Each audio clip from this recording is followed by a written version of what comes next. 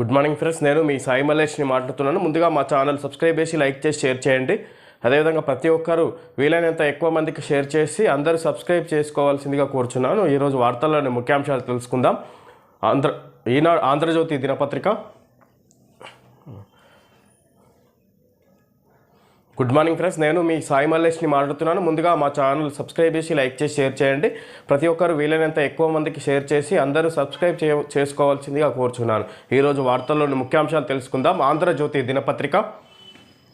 బీహార్లో ఎన్డీఏ సర్కార్కు మజ్లిస్ మద్దతు, షరతులతో కూడిన మద్దతు ఇస్తాం, పార్టీ అధినేత అసదుద్దీన్ ఓవైసీ. బీహార్లో ఎన్డీఏ సర్కారుకు మజ్లిస్ మద్దతు, షరతులతో కూడిన మద్దతు ఇస్తున్నామని ఇస్తాం, పార్టీ అధినేత అసదుద్దీన్ ఓవైసీ మాట్లాడుతున్నారు. ఈ విధంగా బీహార్లో ఎన్డీఏ ప్రభుత్వం ఎన్డీఏనే అధికారంలోకి వచ్చింది. ఈ విధంగా బీహార్లో ఎన్నికల్లో గెలుపొందింది. ఈ విధంగా ఇక్కడ జేడీయూ పార్టీతోని ఈ విధంగా కూటమి బీజేపీ ఎన్డీఏ కూటమి ఈ విధంగా అక్కడ సీఎంగా నితీష్ కుమార్ యాదవ్ ఈ విధంగా సీఎం ప్రమాణం స్వీకారం కూడా చేసినట్టుగా చూడవచ్చు. ఈ విధంగా దీనికి మజ్లిస్ పార్టీ మద్దతు ఇస్తున్నట్టుగా ప్రకటిస్తున్నారు. బీహార్లో ఎన్డీఏ ప్రభుత్వానికి షరతులతో కూడిన మద్దతు ప్రకటిస్తున్నట్లు మజ్లిస్ అధినేత అసదుద్దీన్ ఓవైసీ సూచనప్రాయంగా తెలిపారు.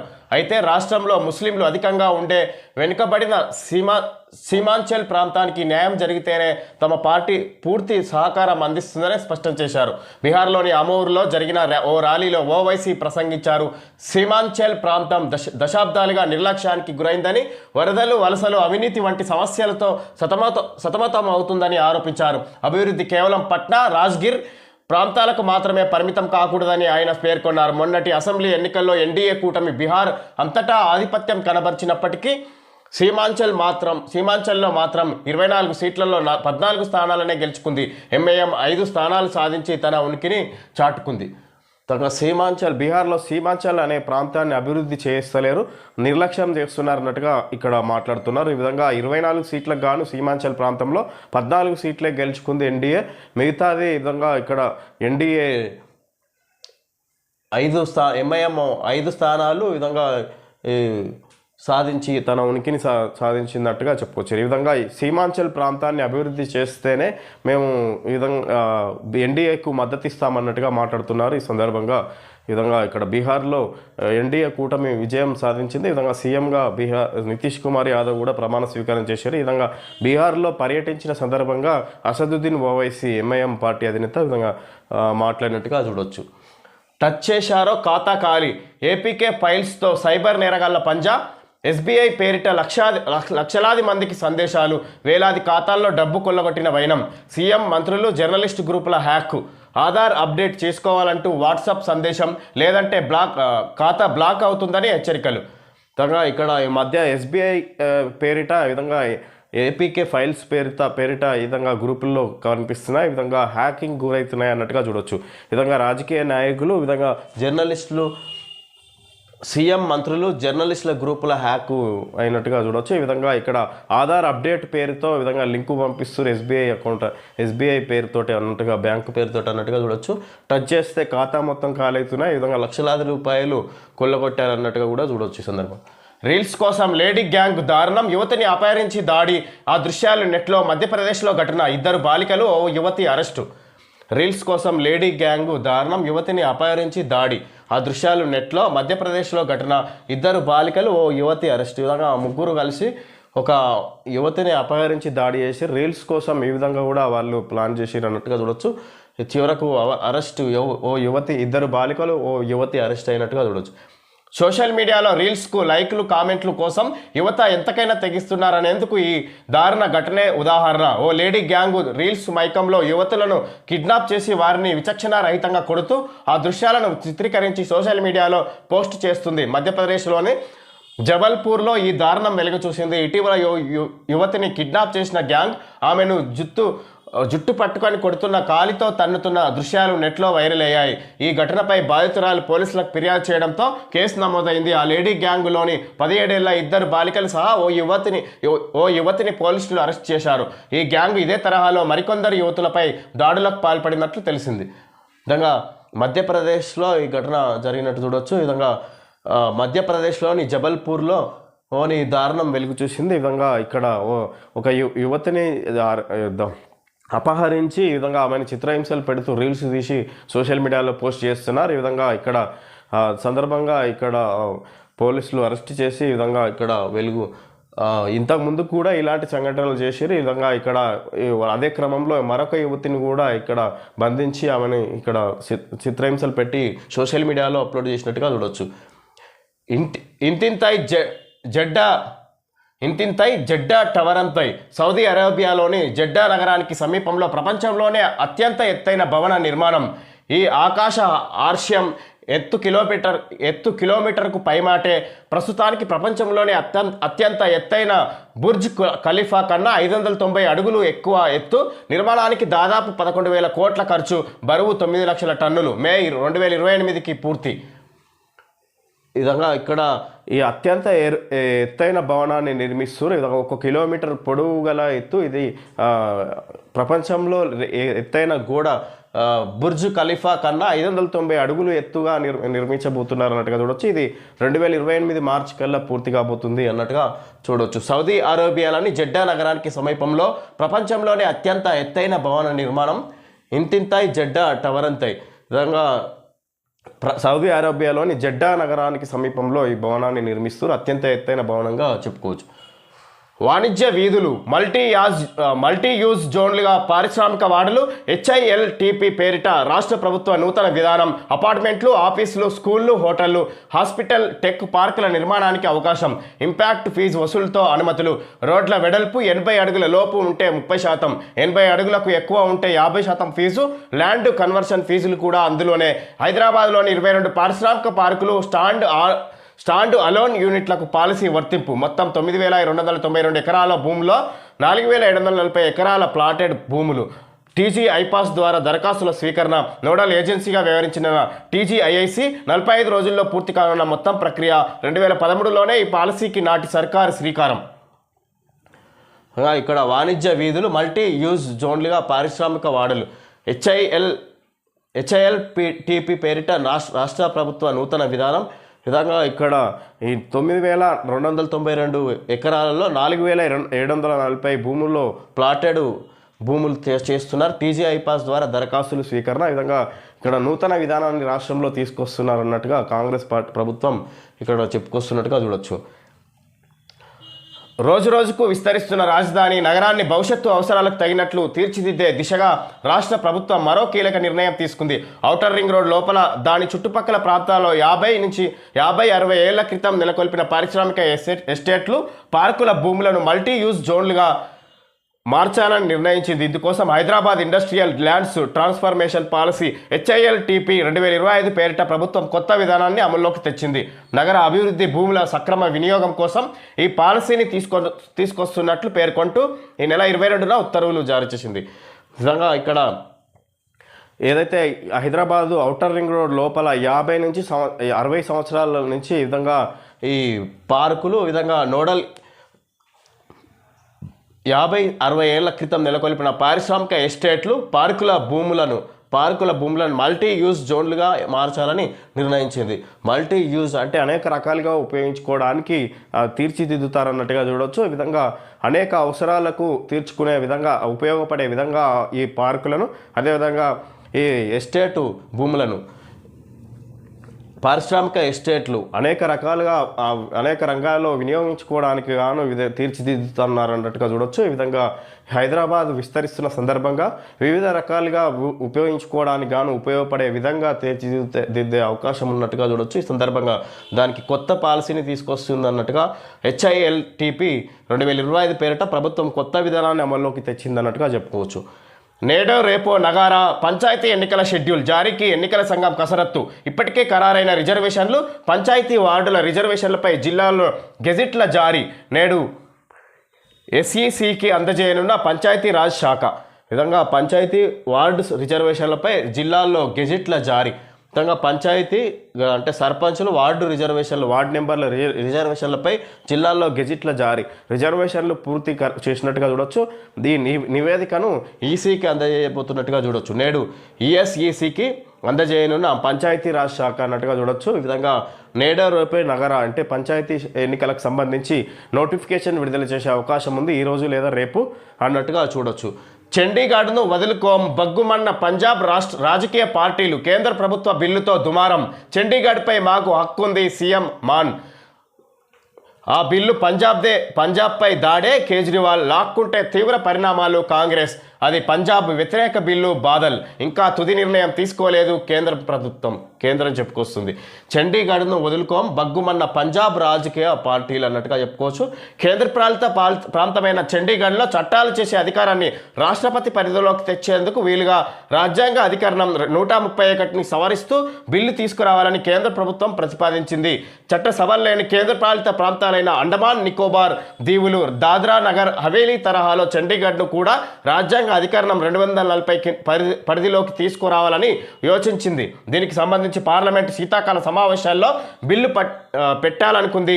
బిల్లు ఆమోదం పొందితే పంజాబ్ గవర్నర్ పర్యవేక్షణలో ఉన్న చండీగఢ్లో ప్రభుత్వ ప్రధాన కార్యదర్శి స్థాయి అధికారి స్వతంత్ర పాలకుడిగా నియమితులవుతారు. అయితే పంజాబ్లోని రాజకీయ పార్టీలన్నీ ఈ ప్రతిపాదనను వ్యతిరేకిస్తున్నాయి. ఈ విధంగా చండీగఢ్ రాజకీయాల్లో తీవ్ర పరిణామాలు జరుగుతున్నాయి అన్నట్టుగా చెప్పుకోవచ్చు. ఈ విధంగా ఈ రాజ్యాంగ చట్ట సవరణ చేసే అవకాశం ఉన్నట్టుగా కేంద్ర ప్రభుత్వం ప్రయత్నిస్తుంది. కాకపోతే చండీగఢ్ రాష్ట్ర ప్రభుత్వం వ్యతిరేకిస్తున్నట్టుగా చూడవచ్చు ఈ విధానాన్ని. ఈ విధంగా ఇక్కడ దానిపై కేంద్ర ప్రభుత్వం ఇంకా తుది నిర్ణయం తీసుకోలేదు. పంజాబ్ వ్యతిరేక బిల్లు, ఇది పంజాబ్ వ్యతిరేక బిల్లు అని అక్కడి నాయకులు చెప్పుకొస్తారు. లాక్కుంటే తీవ్ర పరిణామాలు. ఈ విధంగా చండీగఢ్ను వదులుకోమన్నట్టుగా ఈ పంజాబ్ ప్రభుత్వం చెప్పుకొస్తుంది. స్వతంత్ర నిరూపణకు ప్రభుత్వ వ్యతిరేక తీర్పులు ఇవ్వక్కర్లేదు. అలా ఇస్తేనే స్వతంత్రంగా వ్యవహరించే జడ్జి అనుకుంటారనే భావనలు సరికాదు. కోర్టు ముందున్న పత్రాలు ఆధారాల మేరకే తీర్పులు ఇవ్వాలి. న్యాయ వ్యవస్థ స్వతంత్రత కోసం కొలీజియం వ్యవస్థ ఉండాల్సిందే. ఎస్సీ రిజర్వేషన్లలో క్రిమిలేయర్ ఉండాలి. Justice B R Gavai. విధంగా ఎస్సీ రిజర్వేషన్లలో క్రిమిలేయర్ ఉండాలి. జస్టిస్ బిఆర్ గవాయ్ మాట్లాడుతున్నారు. ఈ విధంగా స్వతంత్రత నిరూపణకు ప్రభుత్వ వ్యతిరేక తీర్పులు ఇవ్వక్కర్లేదు. స్వతంత్రత నిరూపణకు ప్రభుత్వ వ్యతిరేకత తీర్పులు ఇవ్వక్కర్లేదు అన్నట్టుగా జస్టిస్ బిఆర్ గవాయ్ ఇక్కడ 52వ సుప్రీంకోర్టు ప్రధాన న్యాయమూర్తిగా ఉన్న ఇతను ఈ విధంగా పదవి పూర్తయిన సందర్భంగా ఆయన మాట్లాడుతున్నట్టుగా చూడొచ్చు. ఇలా ఇస్తేనే స్వతంత్రత వ్యవహరించే జడ్జి అనుకుంటారనే భావన సరికాదు. కోర్టు ముందున్న పత్రాలు అధికారాల మేరకే తీర్పులు ఇవ్వాలి. అధికారాల మేరకే తీర్పులు ఇవ్వాలి. ఈ స్వతంత్రత కోల్పోతున్నామనే ధీమాతోటి ఈ విధంగా ప్రభుత్వానికి వ్యతిరేక తీర్పులు ఇవ్వకూడదు అన్నట్టుగా మాట్లాడుతున్నారు. న్యాయ వ్యవస్థ స్వతంత్రం కోసం కొలీజియం వ్యవస్థ ఉండాల్సిందే. ఎస్సీ రిజర్వేషన్లలో క్రిమిలేయర్ ఉండాలి. Justice B R Gavai. ఎవరైనా న్యాయమూర్తి తాను స్వతంత్రుడనని నిరూపించుకునేందుకు ప్రభుత్వానికి వ్యతిరేకంగా తీర్పులు ఇవ్వాల్సిన పని లేదని supreme court chief justice B R Gavai పేర్కొన్నారు.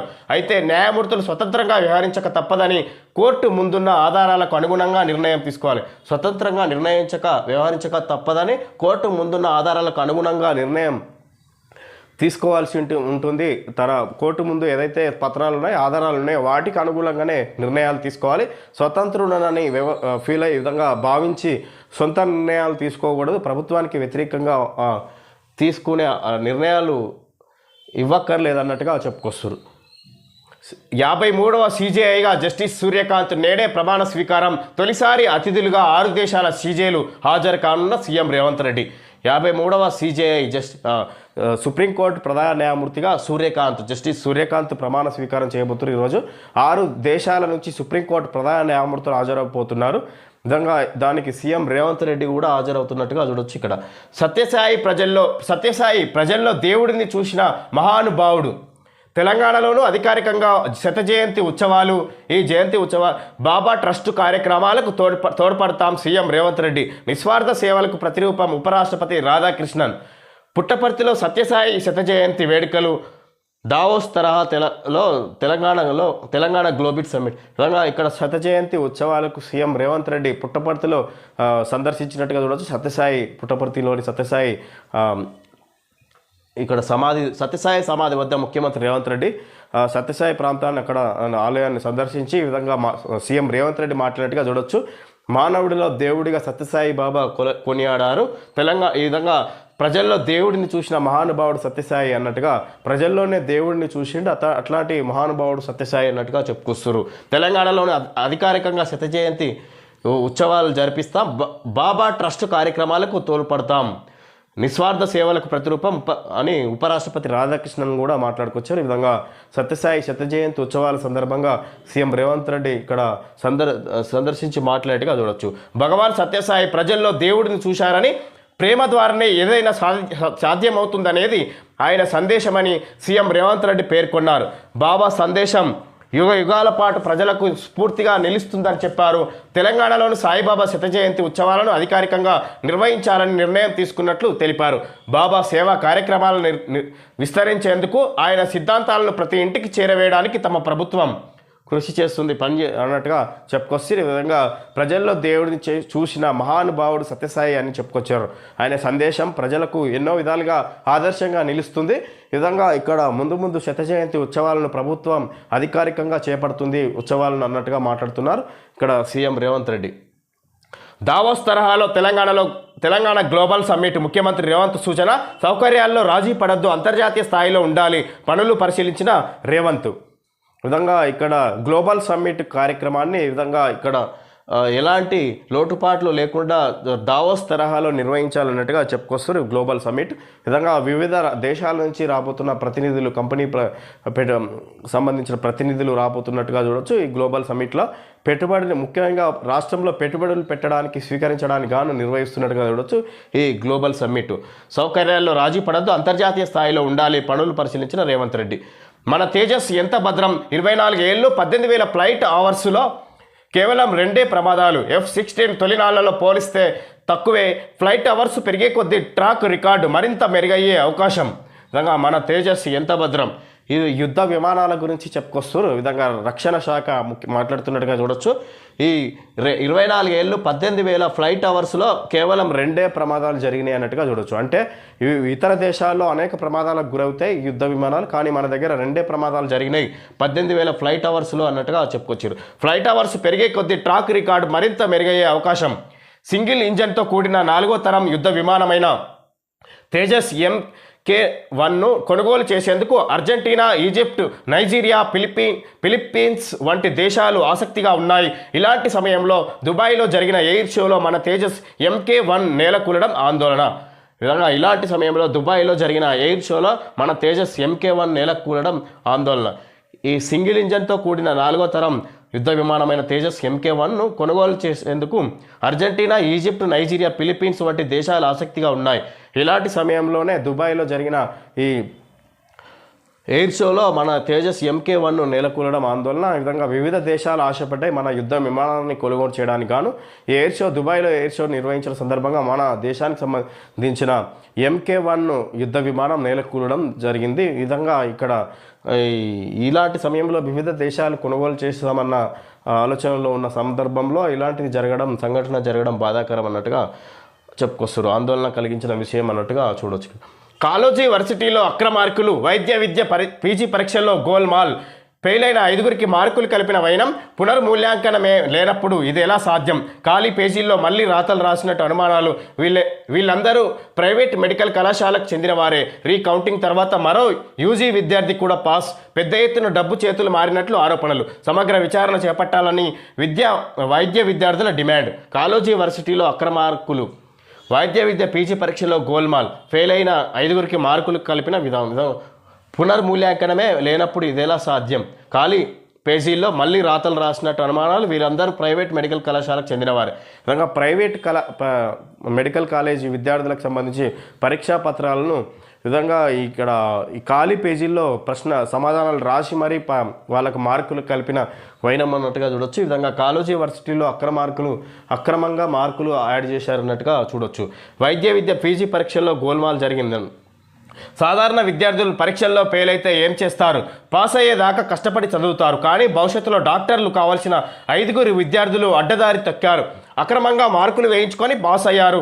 ఈ తతంగం వెనుక కాలేజీ ఆరోగ్య విశ్వవిద్యాలయంలోని కొందరు అక్రమార్కుల హస్తం ఉన్నట్లు ఆరోపణలు వెల్లువెత్తుతున్నాయి. తొలుత ఫెయిల్ అయి మళ్ళీ పాస్ అయిన వారంతా ప్రైవేట్ మెడికల్ కాలేజీ విద్యార్థులు కావడం గమనార్హం. మరోవైపు ఓ ప్రైవేట్ మెడికల్ కాలేజీ యూజీ విద్యార్థి ఫెయిల్ అయిన రీకౌంటింగ్లో మార్కులు యాడ్ అయినాయంట. ఈ విధంగా ఇక్కడ మొదటిసారి ఫెయిల్ అయి పాస్ అయిన మళ్ళీ సెకండ్ టైం ఎగ్జామ్ రాసి పాస్ అయిన విద్యార్థులంతా ఈ కాలేజీ విశ్వవిద్యాలయంలో జరిగిన ఎగ్జామ్ల ద్వారానే వీళ్ళు పాస్ అయినట్టుగా చూడొచ్చు. ఈ కాలేజీ వర్సిటీలో అక్రమాలు జరిగినాయి. కొంతమంది చేతిలో అక్రమార్కుల ద్వారా ఈ విధంగా 5 మెడికల్ కాలేజ్ విద్యార్థులు ఎంబీబీఎస్లో పాస్ అయ్యారు. తద్వారా మామూలు విద్యార్థులు ఫెయిల్ అయితే తిరిగి నెక్స్ట్ టైం కష్టపడి చదివి పాస్ అవుతారు. కానీ ఫ్యూచర్లో డాక్టర్లు కావాల్సిన వాళ్ళు ఈ విధంగా అడ్డదారిలో పాస్ అయ్యి డాక్టర్ వృత్తిని ఎలా కొనసాగిస్తారన్నట్టుగా ఇక్కడ చూడొచ్చు. నేడు స్పీకర్ ముందుకు దానం అనర్హత అంశంలో వివరణ ఇచ్చేందుకు ఆదివారంతో ముగిసిన గడువు. దానం నాగేందర్ స్పీకర్ను గడువు కోరినట్టు ప్రచారం ధృవీకరించని శాసనసభ సభాపతి కార్యాలయం. నేడు స్పీకర్ ముందుకు దానం అనర్హత అంశంలో వివరణ ఇచ్చేందుకు ఆదివారంతో ముగిసిన గడువు. దానం నాగేందర్ స్పీకర్ను గడువు కోరినట్టు ప్రచారం. దానం నాగేందర్ స్పీకర్ను గడువు కోరి ఇంకా మరింత సమయం కావాలని గడువు కోరిరు. కానీ ఇలాంటి విషయము ఇంకా శాసనసభ స్పీకర్ ధృవీకరించలేదు శాసనసభ సభాపతి కార్యాలయం ఈ అంశాన్ని అన్నట్టుగా చూడొచ్చు. అది ఓన్లీ పుకార్లే అన్నట్టుగా నేడు స్పీకర్ ముందుకు దానం నాగేందర్ హాజరు కాబోతున్నారు. అనర్హత అంశంలో వివరణ ఇచ్చేందుకు ఆదివారంతో ముగిసిన గడువు. ఈరోజు స్పీకర్ ముందుకు హాజరై ఈ విచారణలో పాల్గొనే అవకాశం ఉందన్నట్టుగా చూడొచ్చు. ఈవీల ఛార్జింగ్కు ప్రత్యేక పార్కింగ్ బహుళ అంతస్తుల భవనాల్లో ఇకపై తప్పనిసరి. స్థలం కేటాయిస్తేనే నిర్మాణానికి అనుమతి. నూతన బిల్డింగ్ కోడ్లో నిబంధన. విధంగా ప్రతి బహుళ అంతస్తుల భవనాల్లో ఇకపై తప్పనిసరి ఈవీల ఛార్జింగ్కు ప్రత్యేక పార్కింగు. బహుళ అంతస్తుల భవనాల్లో ఈవీల ఛార్జింగ్ కోసం ప్రత్యేక స్థలాన్ని కేటాయించబోతున్నట్టుగా చూడొచ్చు. స్థలం కేటాయిస్తేనే నిర్మాణానికి ప్రభుత్వం నుంచి అనుమతి లభిస్తున్నట్టుగా చూడొచ్చు. నూతన బిల్డింగ్ కోడ్లో నిబంధన తీసుకొచ్చినట్టుగా చూడొచ్చు. రానున్న కాలంలో ఇంకా ఎలక్ట్రిక్ వాహనాలు వస్తున్న సందర్భంగా వాటికి ప్రత్యేకంగా ఈవీ ఛార్జింగ్ కేటాయించాలనే ఉద్దేశంతో ఈ నిర్ణయం తీసుకున్నట్టుగా చూడొచ్చు రవాణా శాఖ. మావోయిస్టుల అడ్డాలో బలగాలు. కర్రెగుట్ట కొండల్లో కొత్త క్యాంపు ఏర్పాటు. ఛత్తీస్గఢ్ తెలంగాణ సరిహద్దుల్లో ఆపరేషన్లు. క్యాంపును సందర్శిస్తున్న సీనియర్ అధికారులు. బీజాపూర్లో 5 నక్సల్స్ అరెస్ట్. లొంగిపోయిన నక్సల్స్ను కలిసిన ఛత్తీస్గఢ్ డిప్యూటీ సీఎం విజయ్ శర్మ. విధంగా ఛత్తీస్గఢ్లో కర్రెగుట్టల కొండల్లో కొత్త క్యాంప్ ఏర్పాటు. మావోయిస్టుల అడ్డాలో బలగాలు. భద్రతా బలగాలు, పోలీస్ బలగాలు మరింత ఇక్కడ ఛత్తీస్గఢ్ అడవులు కర్రెగుట్ట కొండల్లో మరోసారి కొత్త క్యాంపులు ఏర్పాటు చేసినాయి. మరొకసారి జల్లెడ పట్టనున్నాయి. ఈ విధంగా మావోయిస్టులు కూడా ఈ లొంగిపోయే అవకాశానికి పూర్తిగా మావోయిస్టు పార్టీ ఖాళీ అయ్యే అవకాశం ఉంది. ఇంకా ఈ మావోయిస్టులు కూడా అదే ఆలోచనలో ఉన్నారు. కానీ ఈ విధంగా ఇక్కడ ప్రభుత్వం వాళ్ళకి ఎలాంటి అవకాశాలు ఇవ్వకుండా వాళ్ళని అంతమొందించడమే లక్ష్యంగా పెట్టుకొని ఈ విధంగా ఇక్కడ వాళ్ళకి ఎలాంటి అవకాశాలు ఇవ్వకుండా లొంగిపోవడానికి కూడా ఇంకా శాంతి చర్చలకు కూడా అవకాశం ఇవ్వకుండా ప్రభుత్వం నిర్ణయం తీసుకుంది. ఈ విధంగా ఇక్కడ వాళ్ళని మొత్తం మీద పూర్తిగా అంతమొందించాలనే దిశతో కేంద్ర ప్రభుత్వం పనిచేస్తుంది అన్నట్టుగా చూడొచ్చు. విమాన టికెట్లపై 80% దాకా వాపస్. చివరి 4 గంటల్లో రద్దు చేసుకున్నా కూడా కేంద్ర ప్రభుత్వం కసరత్తు. ఈ టికెట్ ఛార్జీల్లోనే స్వల్ప మొత్తంలో బీమా. చివరి 4 గంటల్లో రద్దు చేసుకున్నా కూడా కేంద్ర ప్రభుత్వం కసరత్తు. విమాన టికెట్లపై 80% దాకా వాపస్. విధంగా చివరి 4 గంటల్లో టికెట్ రద్దు చేసుకున్నా కూడా టికెట్ ఎంతైతే పెట్టి తీసుకుంటారో దాంట్లో 80% వాపస్ ఇచ్చే అవకాశం తీసుకొస్తుంది కేంద్ర ప్రభుత్వం కసరత్తు. టికెట్ ఛార్జీల్లోనే స్వల్ప మొత్తంలో బీమా. టికెట్ ఛార్జీల్లోనే స్వల్ప మొత్తంలో బీమా అవకాశాలు కూడా కల్పించబోతున్నారు. ఈ విధంగా ఇక్కడ విమాన ప్రయాణాల్లో ఈ జరుగుతున్న సందర్భాల్లో ఈ విధంగా ఎక్కువగా ప్రమాదాలు జరుగుతున్న సందర్భంగా ఈ విధంగా బీమా సౌకర్యం కూడా కల్పించబోతున్నట్టుగా ఇక్కడ చూడొచ్చు వార్త. టికెట్ ఛార్జీల్లోనే స్వల్ప మొత్తంలో బీమా కల్పిస్తున్నట్టుగా ఇక్కడ చెప్పుకొస్తుంది. దానికి సంబంధించి కేంద్ర ప్రభుత్వం కసరత్తు అంటే ప్రయత్నాలు చేస్తున్నట్టుగా చూడొచ్చు. ఓకే ఫ్రెండ్స్, ఈరోజు వార్తల్లోని ముఖ్యాంశాలు తెలుసుకోవడం జరిగింది. Thank you friends.